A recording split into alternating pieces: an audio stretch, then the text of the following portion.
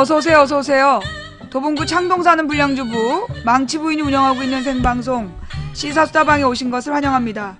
반갑습니다. 감사합니다. 어서오세요. 예, 반갑습니다. 지금 뭐 소리 다 정상입니까? 소리 다 정상으로 들리시고 오늘 좀 날이 썬뜻썬뜻해요. 그죠? 예, 날이 많이 이렇게 좀 추운 느낌이야. 예.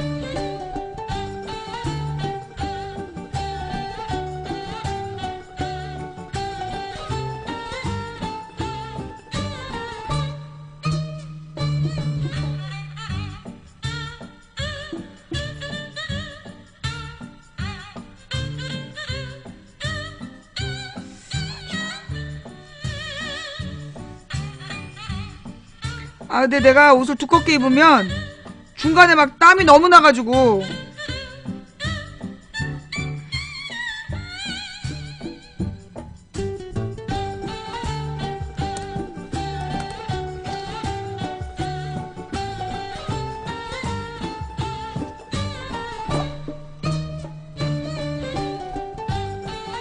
아예 더운 거죠. 아니 또 뭐 어제랑 옷이 똑같아요 막 이럴까봐.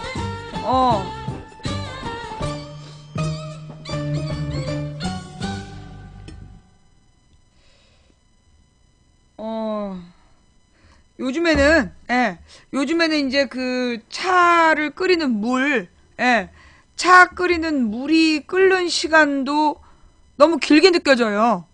그러니까 물 1리터를 끓이는데 어느 정도 걸리는지 모르겠는데, 요즘 따라 물 끓는 시간이 되게 오래 걸리는 것 같고, 그래서 기계가 지금 고장났나, 물 데워지는데 오래 걸리냐고 지금 물어봤더니, 그게 아니라네? 그럼 왜 나는, 자꾸만 오래 걸린다고 생각하는 거지? 예. 그니까, 아마, 진짜로 기계가 고장난 게 아니라면 내가 물 끓이는 시간도 너무 길게 느껴지는 것 같아.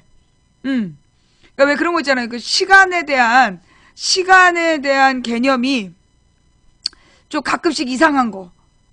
시간에 대한 개념이 좀 가끔씩 이상해가지고, 뭐라고 그럴까. 어쩔 때 보면 되게 짧은 시간인데, 객관적으로는 되게 짧은 시간인데, 나에게만 되게 길게 느껴지는, 나한테만 되게 길게 느껴지는 그럴 때가 있어요. 예. 잠시만, 이게 두 개가 섞여 있구나. 어쩐지 왜 이렇게 안 되나, 막 이상하나 했네. 잠깐만요. 제가 지금 여기 아직 방송 세팅이 다 안 돼갖고 죄송합니다. 혼잣말해서 죄송해요. 자, 됐다. 오케이. 그게 이제 그러니까 내 기억에는 되게 시간이 오래 지난 것 같은데, 그러니까 아주 많은 일을 했단 말이야. 근데 돌아보면 시간 되게 짧았어. 아주 짧은 시간 동안은 나는 되게 많은 일을 했단 말이야. 그래서 이 시간이 되게 짧았는데 막 이러면서 시간에 대한 개념이 치매인가? 시간에 대한 개념이 좀 왔다 갔다 하는 것 같아요. 적당히 이 정도면 1분이겠다 했는데 30초 지나 있다든가 이런 거. 내가 이제 워낙 방송하기 전에 너무 바쁘게 살아. 방송하기 전 시간이 너무 바쁘다 보니까, 예.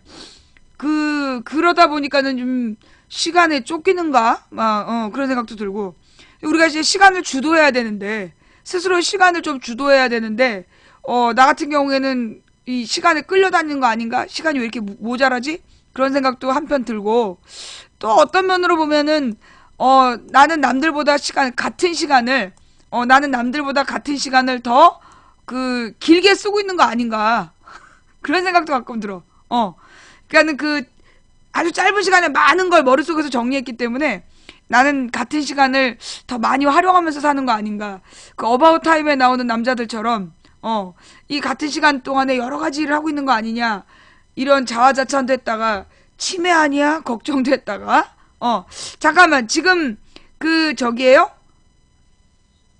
방송화면이 약간 지금, 이거죠? 이 얘기하는 거죠? 가려지고 있다는. 응? 방송화면이 약간 가려졌다는 얘기, 이거 얘기하는 거죠? 응. 싱크는 맞아요? 예. 지금 싱크는 맞나요? 네. 오늘은 아주 그냥 마음이 급했어. 그래요. 네, 대단히 감사합니다. 후원해주신 모든 분들께 감사드리고요. 음, 어제 방송, 네, 해놓고 나도, 그러니까 내가 한 방송인데, 진짜 그런 거 있잖아요. 왜, 내가 방송을 처음부터 끝까지 다 주도하고, 내 맘대로 하는 방송이면, 뭐 나는 내 방송에 대해서 뭐 재밌거나 그러지 않을 것 같아. 근데 어제 방송은 사실 근데 내 의도가 아니었어. 아, 난 매번 그렇지만 모든 방송이 그렇지만 나의 의도와 달리 흘러가는 방송 때문에 굉장히 당황스러운데 특히 어저께 아니 내가 그 목도리를 할 마음이 없었단 말이야. 목도리를 하려는 어떤 의지가 나는 없었어요. 솔직하게. 근데 그 잠깐만 그 목도리가 갑자기 나타나가지고 말이에요. 예. 갑자기 그놈의 목도리가 나타나서 예. 그 많은 시청자분들께 무리를 일으켜서 대단히 죄송합니다. 내 의지가 아니었어요? 네, 내 의지가 아니었어. 이제 그놈의 목도리가 갑자기 출연하는 바람에 많은 분들이 깜짝 놀라셨고, 그 다음에 어제 방송이 좀 뜨거웠던 부분이, 목도리하고, 저기, 우리 12월 5일에 복장을 이렇게 하자. 목도리를 다 두르자. 이 얘기하고, 그 다음에 이제 집에서 저지를 수 있는 범죄의 종류. 집에서 저지를 수 있는 범죄의 종류, 그 부분에 대해서 또 반응이 굉장히 뜨거웠던 것 같아요. 어마어마한 반응이 좀 있었고, 네. 그 다음에, 저기, 막 웃기다가 갑자기 7시간이 아니라 3시간이 중요하다. 그 얘기 했을 때 막 웃다가 울어가지고, 저기 큰일 날 뻔했다는 분들도 계시고, 네. 그리고 이제 어저께 그 목도리 부분은 어떤 분은 침을 흘렸어요. 어떤 분은 눈물이 났어요. 어떤 분은 콧물이 났어요. 그러니까 액체를 부르는 방송? 그 액체를 부르는 방송이었던 것 같아요. 네. 그래서 어저께 이렇게 그 방송에 열광해주신 모든 분들께 진심으로 감사드리고, 또 이제 어제 방송 말미에, 방송 끝부분에 약간 좀 정신적으로 불안정한 시청자가 찾아왔잖아요? 무슨 국정원이 자기를 민간 사찰하고 있다. 그러면서 무슨 뭐 베리칩이니 뭐 전파무기니 이게 다 물타기 하는 거고, 실제로 자기가 국정원이 그 민간 사찰한 증거가 있다 그러면서 그걸 가지고 왔어.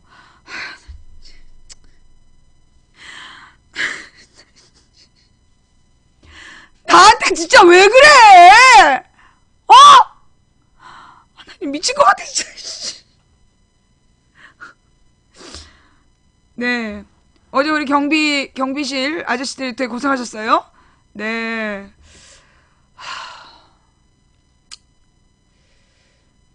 그래요. 우리 망치부인 방송은 참 다양한 사람 듣고 있잖아요. 네. 자, 후원해주신 모든 분들께 진심으로 감사드립니다. 또 한 번만 찾아오면 이제 신고할 거예요. 응. 아니, 근데 이런 사람은 고소해봤자 정신이상자로 풀려난단 말이야. 진짜.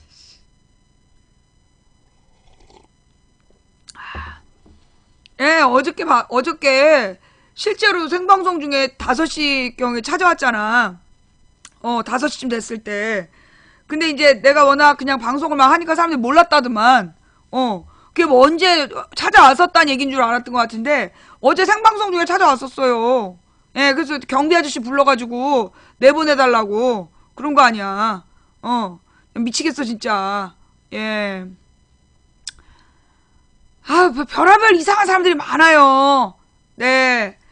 근데 막 짜증이 났는데, 나도 막 짜증이 나다가 문득 또 드는 생각이 그래. 문득 드는 생각이. 얼마나 어디 하소연할 데 없으면 나한테 그러겠나. 얼마나 어디 가서 말할 데가 없으면 나한테 그러겠나 싶어가지고, 내가 참아야지. 그래도 이게, 하나님 일한다는 사람이 이것도 내가 못 들은 척해서 쓰겠나. 그래서 참는데, 근데 진짜 막 짜증나. 정말 짜증나니까 다시 찾아오지 마. 다시 찾아오면 진짜 내가 진짜 확 고소해버릴까, 내가 진짜. 아휴.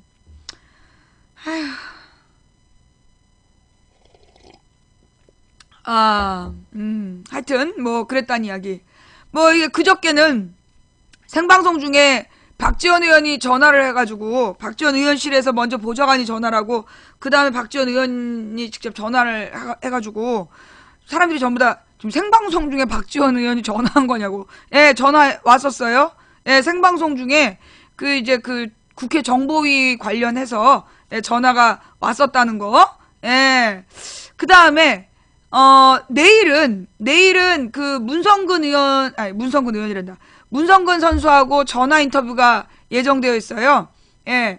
내일은 이제 그 문성근 선배의 그 시민의 날개, 예. 문성근 선배 준비하고 있는 그 시민의 날개가 어느 만큼 진행됐는지, 예, 그런 부분들에 대해서 그 전화 인터뷰가 예정되어 있으니까 3시 반에 늦지 않게 오시기 바랍니다. 그 다음에 28일 돌아오는 토요일에는 제가 광화문에 그 세월호 상주단, 예, 그러니까 경희대학교 민주동문회에서 그 세월호 그 상주단 당번이래요.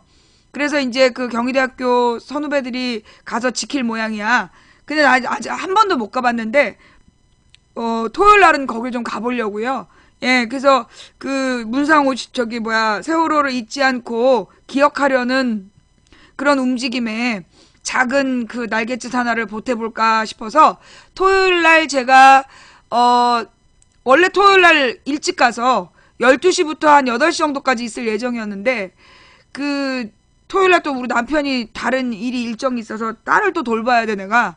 그래서 아마 토요일 날 그 가게 되면 3시쯤 갔다가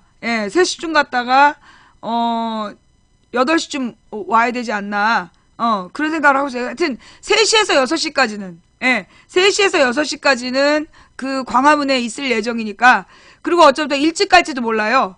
예, 더 일찍 갔다가 12시에 갔다가 5시쯤 올지도 몰라. 그러니까 딸하고 의논을 해봐야 돼, 딸 일정을. 그래서 하여튼 내일 그 3시에서 5시까지는 확실히 내가 광화문에 있다라는 말씀 전해드리면서 네네네. 일단 그래서 오늘의 이야기를 시작해보도록 하겠습니다. 딸을 돌보시는 거 맞나요? 딸이 놀아주는 거 아닌가? 그러니까 이제 그 토요일 날은 우리가 픽업을 해. 좀 학원이 멀어가지고 토요일 날은 우리가 데려다주고 데려오고 그래야 돼요. 근데 이제 보통은 그래서 내가 토요일 날 어디 잘 못 가. 근데 이제 신랑이 집에 있으면 남편이 애를 좀 돌봐주는데 요즘에 신랑이 많이 바빠. 그래서 하여튼 내일 모레죠. 토요일 날 광화문에 잠깐이라도 갔다 올 예정이다라는 말씀 드리고 모바일로 생방송 할 거예요. 생방송 하면서 생방송 하면서 올 거야. 자, 그럼 이제 오늘의 이야기? 블랙 걸지 말아주세요. 쓸데없는 얘기를 하지 마. 채팅창에서 안 떠들면 블랙이 안 걸리지. 네. 우리 신랑 너무 바빠. 일단 그 블랙 얘기가 나왔으니까 또 그 얘기 잠깐 하고 넘어갈게요. 예. 무슨 얘기냐. 제가 이제 우리 시청자 의견란에 복면 금지법을 찬성한다라고 당당하게 글을 올린 어떤 시청자를 오늘 블랙을 걸었어요. 앞으로 그 사람은 우리 방송 시청 못하게 할 겁니다. 예. 복면 금지법에 찬성하는 사람, 그런 사람은 나는 우리 방송을 들을 자격이 없다고 생각해요. 예. 우리 방송을 들을 자격이 없다고 생각해. 왜냐? 아니, 무슨 민주주의를 지향하는 방송에서 왜 그 블랙을 시키냐 이런 얘기 하는데, 아니, 민주주의는 정치적인 얘기야. 그 박근혜한테 나가서 민주주의 하라고 그래. 이건 SNS 방송이고 내가 좋아하는, 나의 방송을 좋아하는 사람들이나 듣는 방송이야. 그런 헛소리 할 거면 우리 방송 듣지 말란 말이야. 그러면 왜 망치부인은 왜 복면 금지법에 반대하는가? 망치부인은 왜 복면 금지법에 반대하는가? 그 이야기부터 해보자면, 솔직히 망치부인은 14일날 그 경찰차나 이런데 폭력을 휘두른 시위대를 동의하지 않아요. 막 그 사다리로 막 경찰차의 유리창을 깨고, 뭐 파이프로 뭐 두드리고, 뭐 불을 지른 뭐 일부 과격한 시위대가 있었다는데, 나는 기본적으로 그들의 행동에 동의하지 않습니다. 예. 원칙적으로 나는 그 시위의 물리적 폭력을 사용하는 것은, 제가 바라는 모습이 아니에요. 예. 자, 그러면 그러나 그렇다고 해서 그 복면을 쓴 사람들더러 그 복면을 벗어라. 그리고 복면 금지를 해야 된다. 이건 또 아니라고 생각해. 왜? 그건 왜냐? 우리가 이제 우리가 시위하러 가는 현장에는요, 실제로 복면을 쓰면 무조건 폭력을 휘두르느냐? 그렇지 않아요. 예. 복면을 하면 무조건 폭력을 휘두르느냐? 그렇지 않다는 거야. 확률적으로 얼굴을, 마스크를 쓴 사람들이 다 100%, 90% 복면을 썼냐? 그런 건 아니야. 근데 이제 저쪽의 주장은 뭐냐? 폭력을 쓴 사람들의 75%가 복면을 썼다. 그 얘기를 하고 있는 거예요. 그렇기 때문에 복면을 금지해야 된다는 거야. 그게 이제 새누리당의 주장이에요. 자, 그럼 망치부인은 왜 복면 금지법을 반대하느냐? 복면 금지법이라는 건 집회 시위에 나올 때 무조건 복면을 하지 말라는 거야. 거기에 찬성하는 사람들은 자기가 어떤 주장을 하고 싶으면 얼굴을 당당하게 까고 주장해라, 이런 내용이야. 딱 언뜻 들으면 맞아, 그래야 돼 라는 생각이 들잖아요. 그런데 이 말은요, 예를 들어 어떤 사람이 공무원이야. 공무원인데 자기 얼굴을 드러내놓고 집회 시위에 나왔다. 그럼 이게 나중에 문제가 될 수 있어, 직장에서. 그런 사람들은 마스크를 쓰고서라도 집회에 참여할 수 있으면 난 해야 된다고 보는 거예요. 이런 건 다른 말로 가령 어느 부조리함이 있어. 내부자가 익명으로 이 어느 기관의 부조리를 고발했어. 그 사람들어, 너 왜 익명으로 고발하냐? 너 실명 까라. 그거랑 똑같은 거예요. 나는 성매매에 반대하지만 성매매 여성들이 자기네들을 성노동자로 인정해달라고 길거리로 나와서 데모를 했어. 그때 다 마스크를 쓰고 있었어요. 거기다 대고 야, 이 몸판 년들아, 얼굴에 마스크 벗어. 그건 난 인권 침해라고 생각해. 난 성매매에 반대하지만 성매매 여성들이 마스크를 쓰고라도 길거리에 나와서 자신들의 주장을 하는 것을 복면 벗고 해라, 그렇게 얘기하는 건 난 옳지 않다고 생각해요. 예. 어떤 사람들은 시위에 나와서 자기 얼굴이 공개되는 것을 부담스럽게 여기는 사람들이 있을 수 있어. 얼굴이 공개되는 게 부담스러운 시위에 참가하지 마. 그게 복면 금지법이야. 그래서 나는 반대하는 거예요. 난 우리 방송 시청자로서 여러 번 기사도 올리고 글도 썼던 사람이 너무나 당당하게 자기가 시위를 오고 싶으면 얼굴을 당당하게 까고 시위해라, 복면 금지법에 찬성한다. 어디서 그따위 글을 올려? 그 글 올린 사람은 앞으로 블랙 프로다는 쪽지도 보내지 마. 진짜 욕 나왔어, 내가 아주.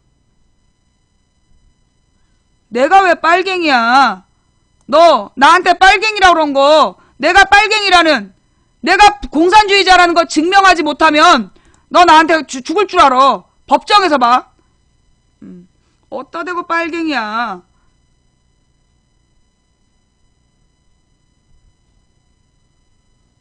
자, 하여간 그래서 복면금지법은 왜 나쁜 거냐? 실제로 시위에 나오는 사람이 무조건 복면을 하지 말아야 된다. 그게 복면금지법이에요.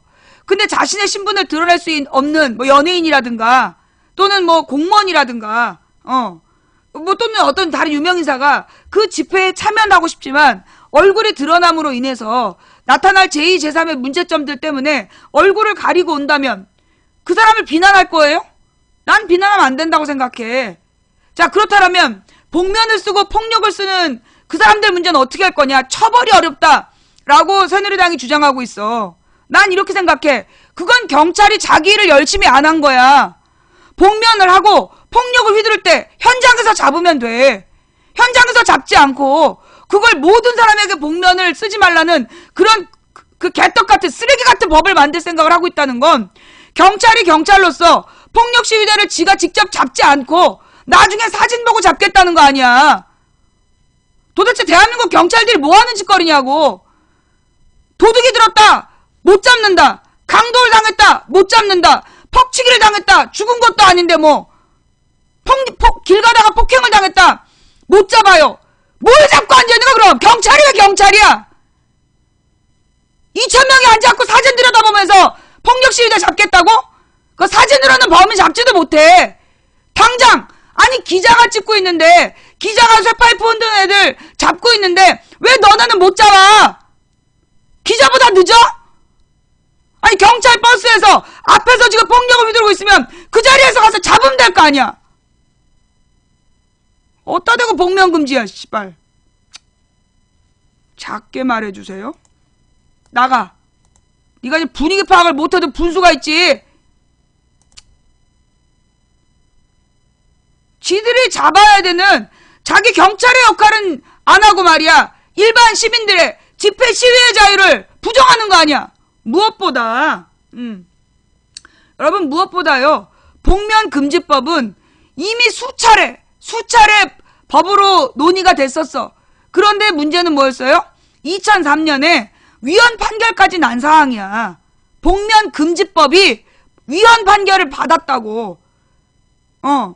자신의 신분을 드러낼 수 없는 가령 뭐 소록도의 나병 환자들이 얼굴을 가리고 시위를 했어. 그거 금지시킬 거야? 에이즈 환자들이 자기 얼굴 가리고 시위했어. 그거 금지시킬 거야? 왜 복면금지법이 위헌이냐 하면 자신들의 얼굴을 드러낼 수 없는 사람들이 있단 말이야. 그런 사람들에게 집회 시위 나오지 말라는 법이 복면금지야.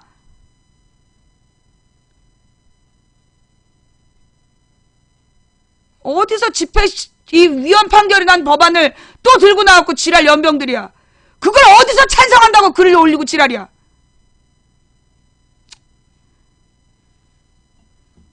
나라가 거꾸로 돌아가니까 이게 이 시청자들도 말이에요. 가치관의 혼동을 일으키는 것 같아.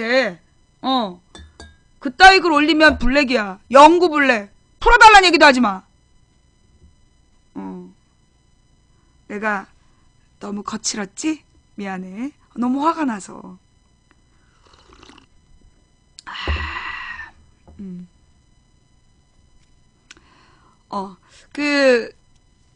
저기 뭐지? 다음 이야기로 넘어가 볼까요? 다음 이야기.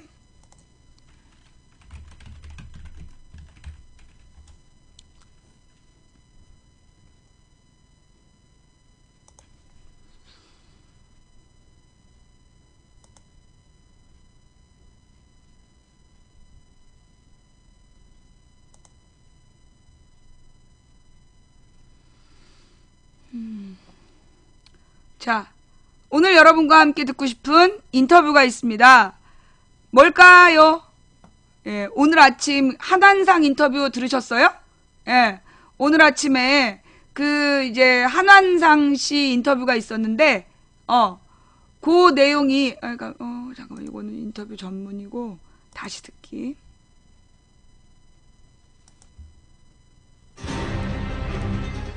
고 김영삼 전 대통령 국가장 연결식이 11월 26일 목요일 오후 2시 국회의사당 앞뜰에서 거행됩니다. 연결식을 마친 뒤 운구행렬은 고인의 민주화 투쟁의 근거지였던 국회를 떠나 장지인 국립현충원으로 향합니다. 안장식을 마친 뒤 고인은 영면에 들어갑니다. 예. 고 김영삼 전 대통령의 연결식 오늘 오후 2시 국가장으로 치러집니다.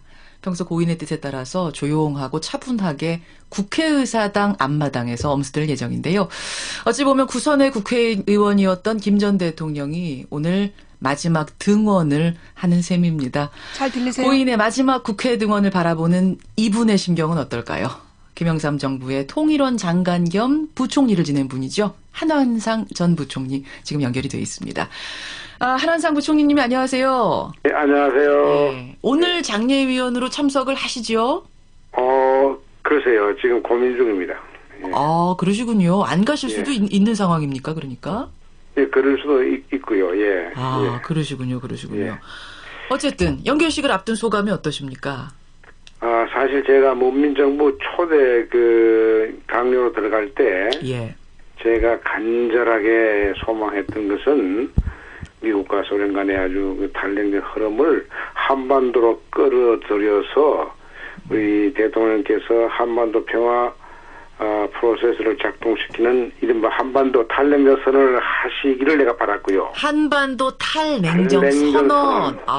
선언을 통해서 예. 국제적인 탈냉전 선언을 한반도에서 완성시키는 그래서 만약 노벨 평화상을 타실 수 있다면은 그 시기에 말석에 앉아 있고 싶었어요. 노벨 그런데 평화상. 아이고 저 YS가 이렇게 좀 허무하게 돌아가시고 예. 거기 연결식에 참석한다는 게 너무 가슴이 아파서 예. 내가 망설이는 거죠 지금. 그래서 연결식을 가야 되나 말아야 되나 망설이실 정도로 가슴이 많이 아픈. 뭐 이야기가 나온 김에 그럼 그 이야기부터 좀 시작을 해보죠. 문민정부의 첫 통일원 장관을 하셨는데 남북관계 어떻게 평가하세요? 남북관계 5년. 남북관계 그때 5년은요. 처음에는 과감한 그 조치를 했죠. 이모 노인 가족부모로 돌려준다든지. 비전향 장기수를 북송. 그럼요. 예, 허가하고. 그래서 이제 충격을 주는 일도 하셨죠. 예, 그런데 예. 그 이모 노인 보내기로 하고 하루도 안 돼서 북한이 예. 북한 강경 군부들이 NPT 탈퇴 선언을 했죠. 하하. 이렇게 하게 되니까 정말 아닌 게 아니라 태풍을 맞은 이대 편주 같은 형국이 되고 말았죠. 예. 통일 정책은요. 그런데 이때 이모 노인 보내는 것을 아주 불쾌하게 생각했고 불안하게 생각했던 냉전 수구 세력들이 됐다. 이 기회로 YS의 통일 대북 정책을 정말 흔들어보자. 비판하기 시작한 거죠. 초기 그렇게 잘 가다가 이게 이제 NPT 탈퇴 이후에 날로 이제 YS가 이제 보수가 돼서 이 100일 기자회견에서 핵가진자와는 악수도 하지 않겠다라고 하는 그 연설을 하신다는 말을 내가 대변인을 통해서 듣고 그 대변인에게 내가 여러 번 그 말씀 대통령이 하시면 안 된다. 안 된다. 안 된다. 내가 매일 전화해서 그걸 이야기했는데 안 되더라고요. 결국은 하셨죠. 예.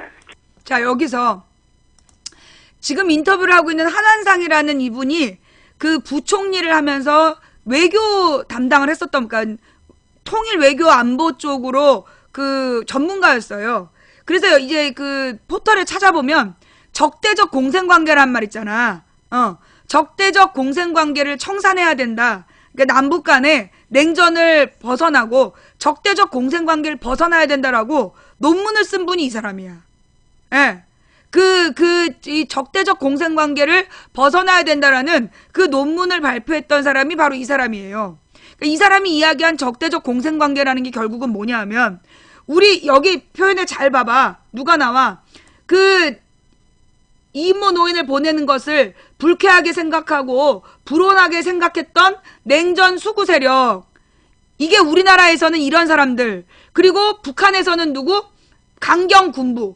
북한의 강경 군부들과 얘네들이 사실 이모 노인을 보내기로 했는데 이 새끼들이 NPT 탈퇴 선언을 해버리는 바람에 완전히 어긋나 버린 거 아니야. 그러니까 여러분 잘 생각해봐요. 김대중 정부 때도요. 북한에서 김대중 정부가 막 그 북한한테 햇볕 정책을 써야 된다. 그러면서 대북 전향적인 평화 정책을 쓰고 있는데 그때 얘네들이 뭐 했어? 김대중 정부에다가 김대중 정부 때 2번이나 서해교전을 일으키잖아. 99년에 1차 서해교전. 그죠? 99년인가? 99년인가 2000년에 1차 서해교전 일으키고 그 다음에 2002년에 2차 서해교전을 일으켜. 98년, 2002년. 2번이나 일으켰단 말이야. 그래서 김대중 정책의 평화통일 정책에 심각한 타격을 줬던 거. 그게 북한의 강력 군부 세력들이었어.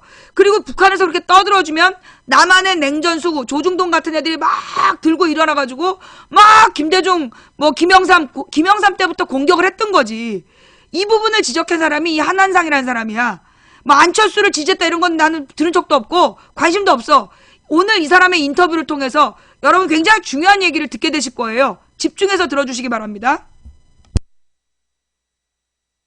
결국 하셨죠. 결국 노벨 평화상 수상이라는 그 꿈은 초반에 허무하게 무너졌어요. 그렇습니다. YS의 민주개혁도 그 영향을 받아서 시간이 지나가면서 이렇게 점점 나빠졌어요. 후퇴하는. 제일 가슴 아픈 것은 그 노동법 새벽 날치기 하지 않습니까? 예.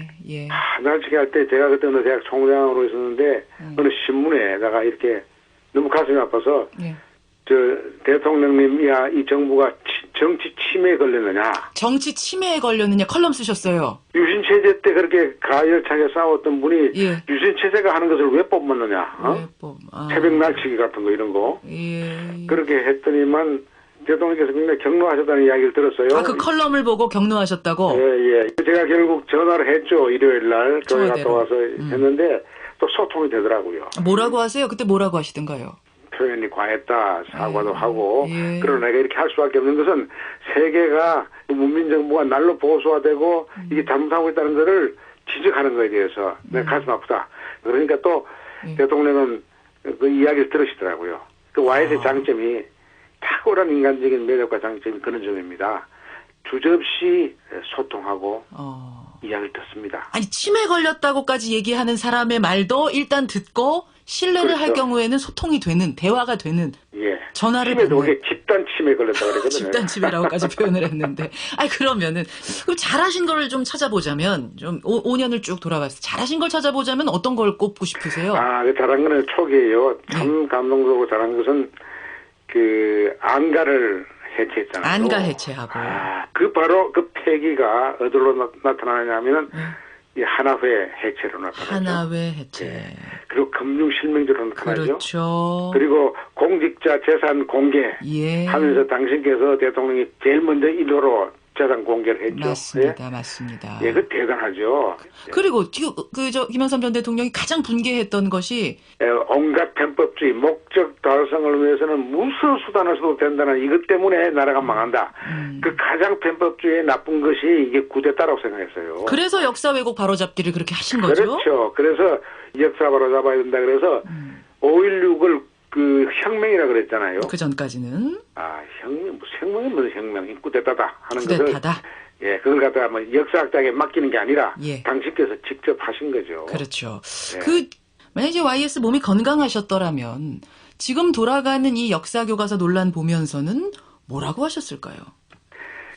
그 박정희 대통령 때 그게 국정교과서였잖아요. 그렇죠. 그런데 이게 명백하게 유신체제로 돌아가는 가장 확실한 지표가 국정교과서로 돌아가는 건데 이 돌아가는 일에 자기를 보고 뭐 아버지라 그러고 뭐 정치적인 뭐 대부라 그러고 하는 사람들이 예. 그 일에 앞장서면서 충성 경쟁하는 거 보면은 기가 막혔을 거예요. 기가 막혀. 그러니까 지금 김무성 대표, 새누리당 김무성 대표가 정치적 아들이다 나는 이런 이야기도 하고, 뭐 서청원 최고위원도 그러시고, 새누리당이 YS의 정신을 계승하고 있다라고 얘기하는데 이거 보면 기가 막히셨을까요?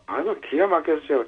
제가 거기 뭡니까 장례식에 갈까 말까 하는 이유도 예. 그런 거 생각하니까 마음이 아픈 거죠. 그러니까 어떻게 자기의 정치적인 대부라고 한다면 대부의 투쟁을 그렇게 잊을 먹을 수 있어요? 주군이 얼마나 참 힘들게 싸웠다고 하는 사실을 옆에서 지켜보면서 어떻게 대부라고 합니까? 국정교과서 이런 사태 앞에서. 그렇게 보시는군요. 그러니까 그분들이 바로 치매 걸린 거 아닌가요? 그분들이 치매에 걸리고, 요즘 굉장히 거친 표현을 쓰셨어요. 치매라는 표현. 아니야, 치매라는 거 잊는다는 이야기인데. 잊어버렸다. 예. 예, YS의 그런 반유신 체제에 대한 민주투쟁의 그 현실을 보면서, 그 까마득하게 잊고 국정교과서를 추진한다는 거는 정치적인 치매 아니고 어떻게 해석하겠습니까?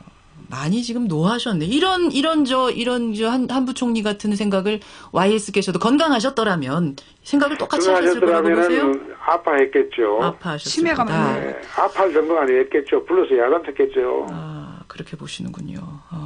뭐 이야기가 나온 김에 김 전 대통령 YS의 마지막 유언이 통합과 화합이었다. 지금 이렇게 알려지고 있는데 지금 작금의 정치 현실 보면서는 전체적으로 뭐 여든 야든 현실 보면서는 뭐라고 하셨을까요?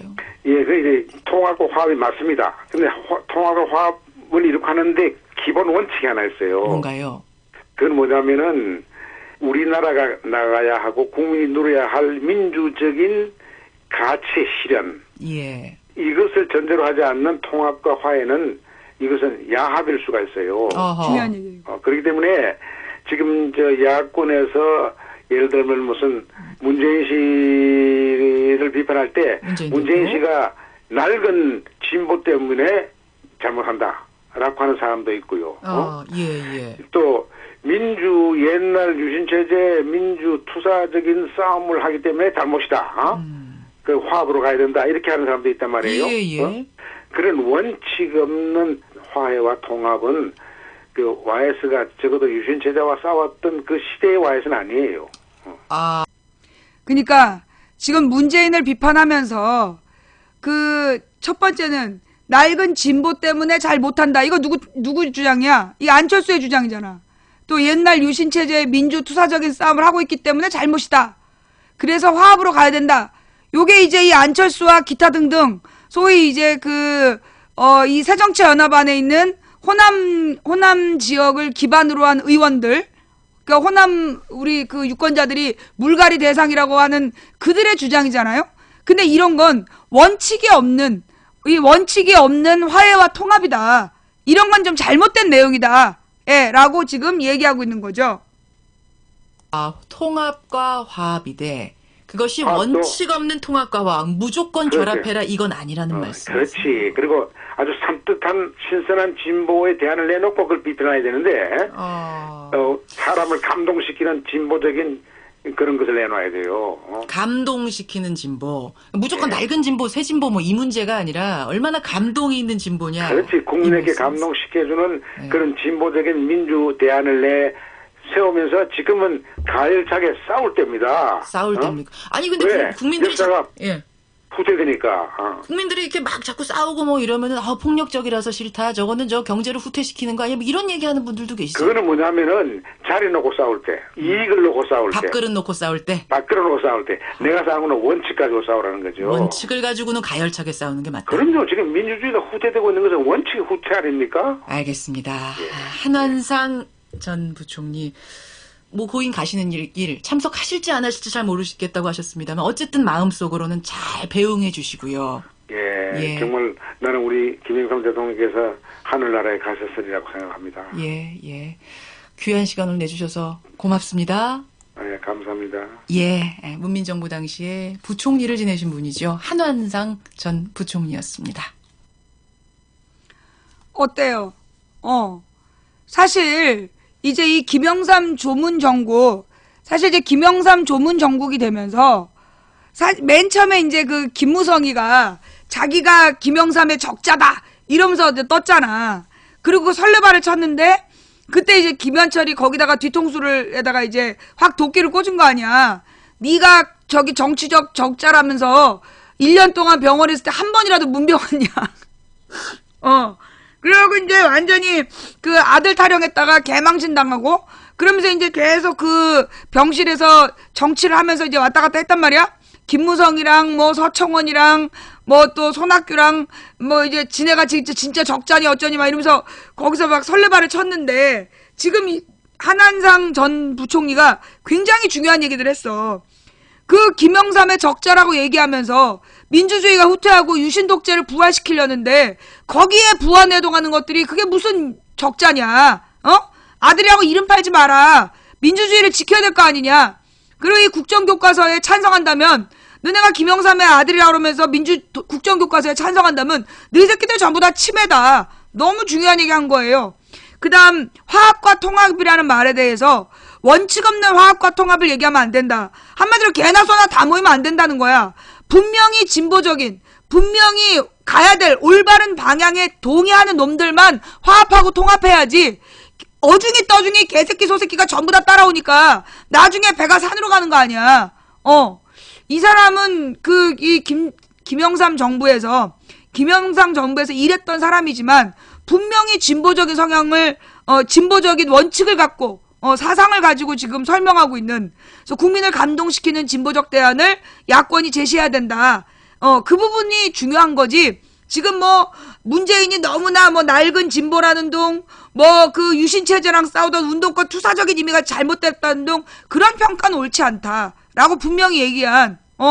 그래서 굉장히 이제 여러분들께 꼭 권해드리고 싶은 내용이었고요. 들려드리고 싶은 이야기였고, 다음 이야기는 또 뭐냐 하면, 우리 올라와 있겠죠?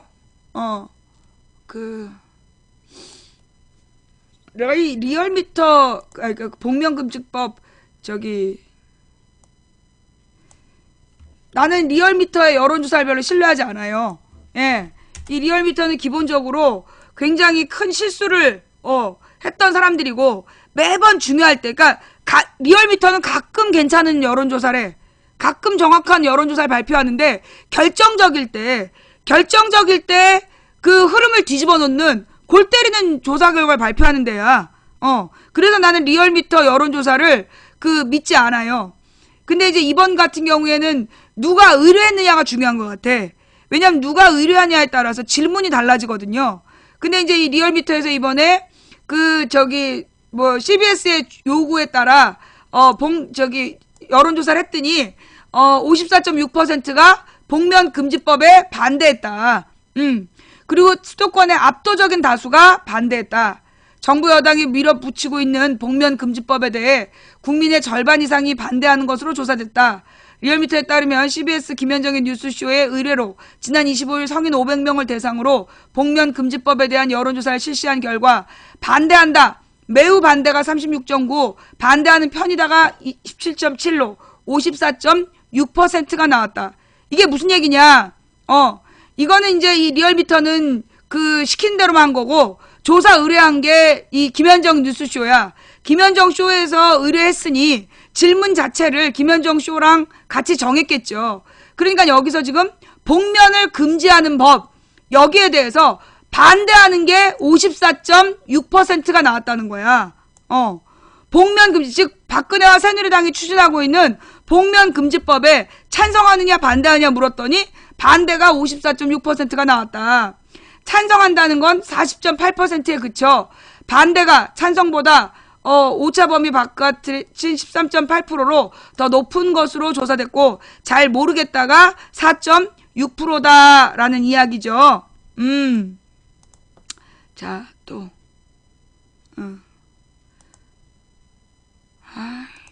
이거 대통령을 탄핵하면 빨갱이면 한나라당 박근혜는 빨갱이냐? 빨갱이 맞구나. 자, 그래서 더 높은 것으로 나타났다. 지역별로 보면 서울이 찬성 33, 반대 61.8, 경기, 인천이 여기도 이제 37.7대 61.9, 수도권과 광주, 전라에서 복면 금지법 반대 의견이 대다수인 반면 대전, 충청, 세종은 찬성 의견이 매우 우세. 대전, 충청, 세종 같은 경우에는 공무원들의 입장을 더 시켜세우고, 동의한다는 거죠. 부산, 경남, 울산 찬성이 43, 반대 46.4. 난 이게 되게 유의미한 것 같아. 수도권하고 부산, 경남, 울산하고 물론 차이는 나지만 반대가 우세했다는 거.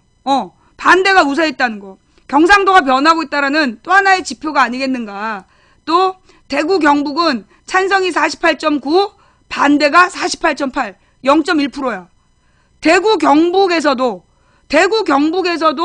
지금 박근혜와 새누리당이 추진하는 복면금지법에 대해서 찬반이 팽팽하게 맞서는 것으로 나타났다. 호남은 당연히 반대하는 거지. 자, 그래서 20대 이렇게 해서 쭉 결과를 발표해 놨는데요. 이게 지금 응답률이 4.6%밖에 안 돼. 응답률이 4.6%이고 500명밖에 안 되기 때문에 이게 2만 통을 해갖고 5%만 대답한 거야. 적극적인 의견을 개진하는. 나는 이 여론조사에서 응답률이 5%밖에 안 되면요. 주로 이런 조사에 응하는 사람들이 보수층이라는 거야. 평상시에 굉장히 보수적인 답변하는 사람들이 이 전화에 응답한다는 얘기거든. 응답률이 한 20% 정도 되면 표본으로서 가치가 있어요. 근데 이 응답이 5% 정도밖에 안 된다 그러면 속이 좀 있는 사람들, 그리고 좀 낮 시간에 집에서 전화 받을 수 있는 사람들이 전화 받았다는 얘기야. 근데 이제 휴대전화 반, 유선전화 반이라 그랬는데 좌우지간이 응답률이 5% 정도밖에 안 된다 그러면 자기 의견을 떳떳하게 밝힐 수 있는 약간은 좀 안정적인 사람들이 응답을 한 경우인데, 그러면 이런 경우는 대부분 친박근혜적인 성향의 답변이 나와요. 이제까지 보면 응답률 7% 미만, 응답률 7% 미만의 여론조사 같은 경우에는 대부분 친여, 그 박근혜하고 새누리당이 유리한 결과가 많이 나왔단 말이야. 그런데 이 경우는 4.6%밖에 응답하지 않은 조사인데 한마디로 보수층이 답변했을 가능성이 큰데 그럼에도 불구하고 복면금지법이 반대. 왜? 노무현 때 복면금지법 반대했거든. 노무현 정부인 2003년에 복면을 금지하겠다라는 거를 그 당시에 이 반노무현 진영이 다 같이 반대해갖고 반노무현 진영도 논리로서 복면을 금지하는 거는 어떤 표현의 자유를 침해하는 거다. 집회 시위의 자유를 방해하는 것이다라는 당시 여론이 다 공통됐었기 때문에 그런 답변을 하는 거죠. 아까도 내가 그랬잖아. 이 복면금지법을 반대한다는 건 자신의 신분을 드러낼 수 없지만 집회에 참여하고 싶은 사람들어 너는 나오지 마 라고 얘기하는 거다.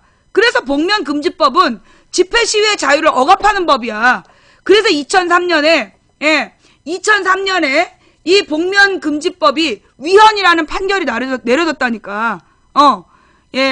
자, 헌법재판소 복장은 자유, 요 부분도 우리가 다 같이 봐야 될 내용이다. 같이 볼게요.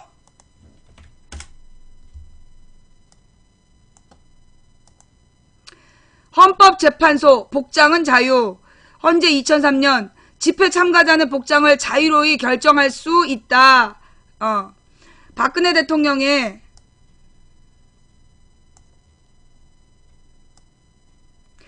대통령이 무장단체인 이슬람 국가에 비유해 집회 참가자들의 복면을 금지해야 한다고 발언한 직후 여당이 이른바 복면금지법안을 발의했지만 과거 헌법재판소는 복장의 자유도 집회의 자유라고 판단했다.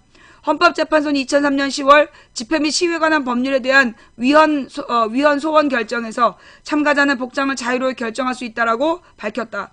집회 시위와 표현의 자유가 침해돼서는 안 된다는 이유다. 헌재는 집회의 자유에 의해 보장되는 구체적인 내용으로 주최자는 집회의 대상과 목적, 장소, 시간에 관해 참가자는 참가자의 형태와 정도, 복장을 자유로이 결정할 수 있다라고 명시했다.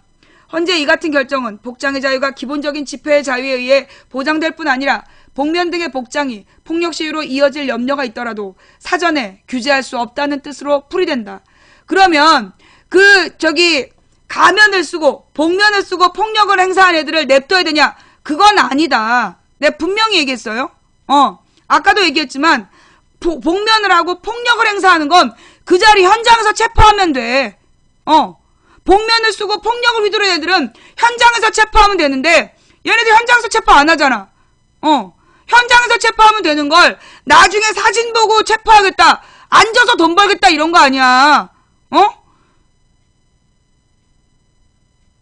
우리는 복면을 쓰고 폭력을 행사한 사람을 보호하자는 게 아니야. 다만 모든 집회 참가자의 복면을 금지한다는 것은 복면을 해야만 집회에 참가할 수 있는 사람들, 신분 노출을 때리 두려워서 그 두려움에 떨고 있는 사람들은 복면을 쓸 거면 나오지 마라 라고 얘기하는 것과 똑같기 때문에 복면금지법은 반대한다는 거야. 그러나 복면을 쓰고 폭력을 휘두르면 잡아가라고. 그건 우리가 반대 안 해. 그렇게 복면 쓰고 폭력을 행사했다는 건 법적 책임 지겠다는 자세이기 때문에 나는 그걸 반대하지 않는다는 거야. 그러면 그 자리에서 잡았어야 되는데 이 새끼들 보면 꼭 안 잡고 나중에 엉뚱하게 민주노총 지도부 구속하고 지랄하는 거 아니야. 폭력을 쓴 놈들을 그 자리에서 잡으라고. 정말로 민주노총은 맞아? 민주노총인 척하는 프락치들은 아니야? 나는 솔직히 얘기해가지고요. 그 집회 시위에 나와서 폭력을 사용하는 사람들에 대해서는 내가 왜 현장에서 특히 잡으라고 그러느냐. 나는 우리 중에 프락치가 분명히 있다고 봐요. 예. 우리들 쪽에 분명히 나는 프락치가 있다고 봐. 프락치가 뭐냐? 여러분 그 통합진보당을 해산할 때요. 통합진보당을 해산할 때 그 당시 그 통합진보당에서 즉 이석기가 RO라는 조직을 만들어서 공산혁명을 준비했다. 이런 개소리를 했던 증인이 누구냐? 민노당 당원 출신이야. 민노당 당원 출신이면서 민노당 안에서도 신뢰를 받아서 무슨 그 민노당이 몫으로 나와 있는 사업까지 맡아서 돈벌이까지 했던 사람이야. 그만큼 민노당 안에서 신뢰를 받던 당원인데 그놈이 거짓말해가지고 지금 이석기가 RO를 만들었다고 뻥 까고 통진당 해산까지 시켰는데 나중에 대법원에서 RO의 존재가 없다 이런 거 아니야. 그런 걸 보고 프락치라래요. 그 다음에 지난 4월달 집회, 종편에서 막 폭력 시위라고 주장했던 그 집회 때 웬 시민들이 몇 명들이 막 버스를 당겨야 된다면서 막 줄을 풀고 있어서 그 4.16 유가족이 너네들 누구냐? 조사해보니까 그게 사법경찰이었잖아. 그런 걸 보고 프락치라래요. 나는 폭력을 현장에서 휘두른 사람은 현장에서 잡아가라 이거야. 그러나 폭력을 사용하지 않았는데 단지 복면을 썼다는 이유로 너는 폭력 시위를 할 의도가 있다 라고 단정하는 건 옳지 않다는 거야. 예.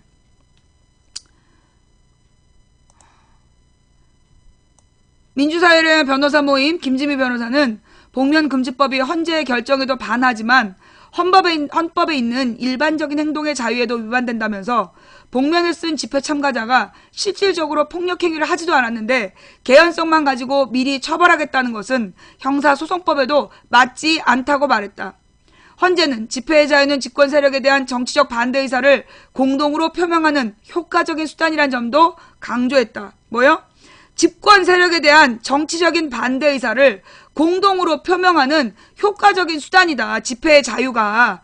그러니 그런 공권력에 맞서서 자기 의견을 표현하기 위해서 복면을 쓰고 표현하는 것을 막을 수 없다는 얘기지.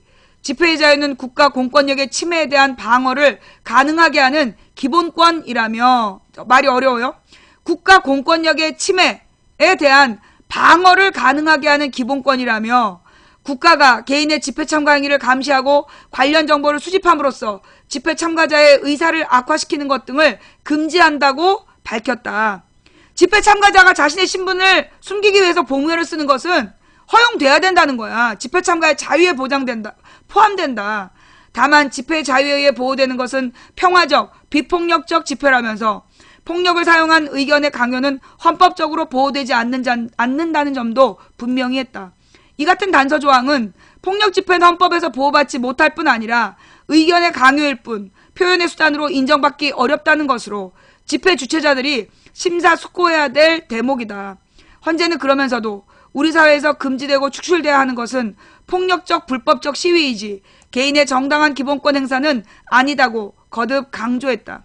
이 때문에 정가윤 의원 등 새누리당 의원 31명이 25일 발의한 이른바 복면금지법이 기존 헌재의 판단과 어긋나는지가 쟁점이 되고 있다. 정부와 여당은 폭력 시위를 막기 위한 필요성을 언급하고 있지만 경찰 등 국가 공권력에 또 하나의 무기만 쥐어주고 집회의 자유는 위축될 수 있다는 우려가 있어서다. 이번에 여당이 다시 끄집어낸 복면금지법은 FTA 반대 집회와 관련해 17대 국회에서 2008년 미국산 소고기 반대 집회를 계기로 18대 국회에서도 발의됐지만 인권침해 논란만 빚다 자동 폐기됐었다. 국가인권위원회는 이와 관련해 2009년 6월 복면금지법은 집회 시위의 자유를 크게 위축시킬 것이라고 지적하며 집회의 자유에는 복장의 자유도 포함된다는 헌재의 결정을 인용했다. 자, 그래서 요게 이 내용이 복면금지법에 대해서 우리가 가지고 있어야 될 기본적인 자세이다. 떳떳하면 복면을 벗어라. 언뜻 들으면 옳은 말 같지만 그건 옳은 말이 아니야. 그건 옳은 말이 아니라고. 그 익명으로 내부 고발을 한 사람한테 이름 까라는 거랑 똑같은 거예요. 얼굴을 다 공개하고 집회 시위에 나올 수 없는 그런 사람들도 집회에 참여할 수 있도록 보장해주는 게 복면이기 때문에 물론 복면을 쓰고 폭력을 행사한 놈은 현장에서 체포해라. 그것까지 내가 막지는 않겠다. 그러나 복면을 집회 참가자가 무조건 복면을 하는 것을 금지한다는 것은 잘못된 것이다. 뭔 말인지 알겠어요? 우리는 복면을 쓴 채 폭력을 휘두르는 것에 반대하지만 복면을 쓰고 집회 참여를 금지하는 것에도 반대한다. 그걸 자 맑게 알아들었어요? 지금 여러분들 망치분이 무슨 얘기하는지 알아듣겠어? 뭐요? 알아듣겠어요? 우리는 복면을 쓰고 폭력을 행사하는 것에도 반대한다. 그러나 복면을 쓰고 집회에 참여한다는 것만으로 처벌하겠다는 복면금지법에는 더 반대한다. 예. 복면을 쓴 폭력에도 반대하지만 복면을 쓰고 집회에 참여하면 처벌하겠다는 복면금지법에는 2배로 반대한다. 예. 이 부분을 여러분들이 분명히 이해해 주셨으면 좋겠습니다. 오해하시면 안 돼요. 예? 자, 지금 계속 또 죽창 얘기하는데 죽창을 누가 갖고 왔냐고. 또 보여줘? 그 오마이뉴스 기사 갖고 와봐요. 경찰이 파이프하고 죽창 들고 다니는 거. 소위 죽창이라고 얘기한 그 대나무 몽둥이도 경찰이 준비한 거고, 파이프도 경찰이 준비한 거고, 사다리도 경찰 버스에서 발견된 거고, 그걸 경찰한테 시위대가 뺏은 거 아니야. 뺏어서 폭력을 휘두른 건데, 그걸 사전에 치밀하게 준비했다고 주장하려고 계속 죽창. 뺏길 것 같으면 갖고 오질 마, 이놈들아! 뺏길 것 같으면 갖고 오질 말라고! 가지고 와갖고 질질 뺏겨놓고는 지랄이야! 잠깐, 그 다음에, 이 더 중요한, 이 뷰스앤뉴스 거 말고 한겨레 신문이 더 길게 인터뷰했던데, 그 백남기 씨 인터뷰 부분 있잖아요. 예. 백남기 씨 인터뷰를 한겨레 신문에서 한 걸로, 그것 좀 준비해 주실래요? 예. 다른 나라에도 복면금지법이 있다라고 주장한 사람들이 있는데, 다른 나라의 복면금지법은 집회 시위대의 복면금지가 아니야. 복면을 쓰고 집회 시위대를 공격하는 사람들 때문에 복면금지법이 생긴 거예요. 미국의 복면금지법은 복면을 하고 시위대를 공격하지 못하는 법이야. 뭔 말인지 알아? 예. 그래요. 이게 그 사진이구나. 예.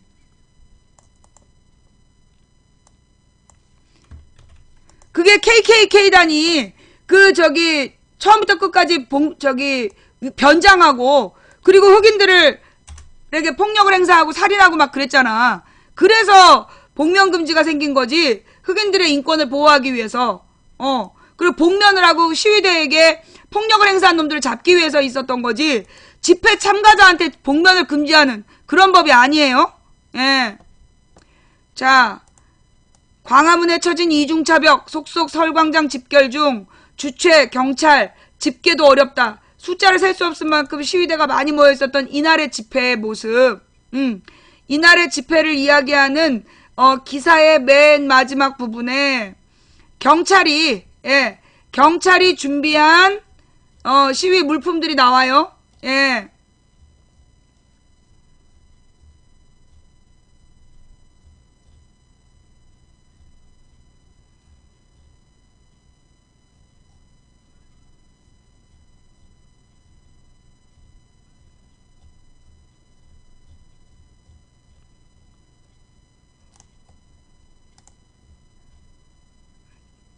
대나무를 들고 다니는 경찰.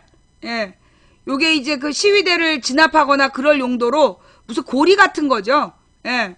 하여튼 대나무, 소위 죽창이라고 얘기하는 거 경찰이 집회 현장에 갖고 온 거야. 그 다음에 뭐 줄을 사전에 준비했다. 줄도 경찰이 들고 다니고 있어. 철근도 들고 다니고 있고요. 그 다음에 파이프도 이 경찰이 전부 다 준비한 물품들이죠. 예. 또 한 번만 죽창 얘기해봐. 이거 또 보여줄 거야. 예.